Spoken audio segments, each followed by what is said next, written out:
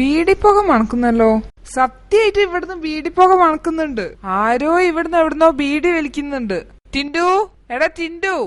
എന്താ അമ്മേ? എടാ, ആരാ ഇവിടുന്ന് ബീഡി വലിച്ചത്?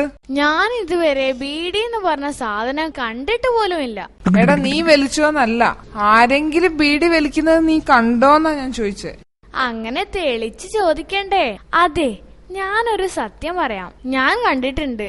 എങ്കി പറ, ആരാ ബീഡി വലിച്ചത്? അമ്മാവനാ. അമ്മാവനോ? അമ്മാവൻ ഇവിടെ വന്നില്ലല്ലോ. കള്ളം പറയുന്നടാ. അമ്മാവൻ ഇവിടെ വന്നിട്ട് എത്ര കാലായി? അയ്യോ, ഇവിടുന്നല്ല. അമ്മാവൻ ബീഡി വലിച്ചതേ അമ്മാവന്റെ വീട്ടീന്നാ. ഞാൻ കഴിഞ്ഞ വെക്കേഷനിൽ പോയപ്പോ കണ്ടതാ. അമ്മാവൻ ഉമ്മറത്തിരുന്ന് ബീഡി വലിക്കുന്നു. എടാ ടിൻഡു, ഞാൻ ഇന്നത്തെ കാര്യ ചോദിച്ചേ. ഇവിടുന്ന് ആരാ ഇന്ന് ബീഡി വലിച്ചത്? പറഞ്ഞു തന്ന അമ്മ എനിക്ക് ചോക്ലേറ്റ് വാങ്ങിച്ചു തരോ? ശരി, അമ്മ വാങ്ങിത്തരാവേ. അച്ഛൻ ബീഡി വലിച്ചത് അമ്മയോട് പറയാതിരുന്നാൽ എനിക്ക് ചോക്ലേറ്റ് വാങ്ങിത്തരാമെന്നാ അച്ഛൻ പറഞ്ഞത്. അത് ശരി, അപ്പൊ അങ്ങേരാണ് ബീഡി വലിച്ചത്. വേണ്ട അമ്മേ, അച്ഛനെ ഒന്നും പറയണ്ട. ഇത് ട്രീറ്റ്മെന്റിന് ഭാഗമാ.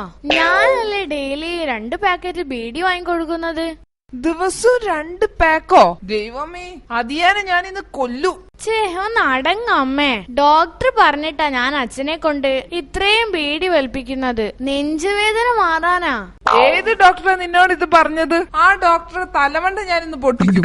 ആ സുഗുണൻ ഡോക്ടറെ കാണാൻ കഴിഞ്ഞ മാസം ഞാൻ അച്ഛനെയും കൊണ്ട് പോയില്ലേ. അപ്പൊ ഡോക്ടർ ചോദിച്ചു ബീഡി വലിക്കുവോന്ന്. അച്ഛൻ പറഞ്ഞു വല്ലപ്പോഴും വലിക്കുമെന്ന്. ഇപ്പൊ ഡോക്ടർ പറയാ അതാണ് കുഴപ്പം. വല്ലപ്പോഴും ബീഡി വലിക്കുന്നതും നെഞ്ചുവേദന വരാൻ കാരണമാവും. അതുകൊണ്ടാ ഞാൻ കഷ്ടപ്പെട്ട് അച്ഛനെ കൊണ്ട് സ്ഥിരമായി വലിപ്പിക്കുന്നത്. അസുഖം മാറണ്ടേ?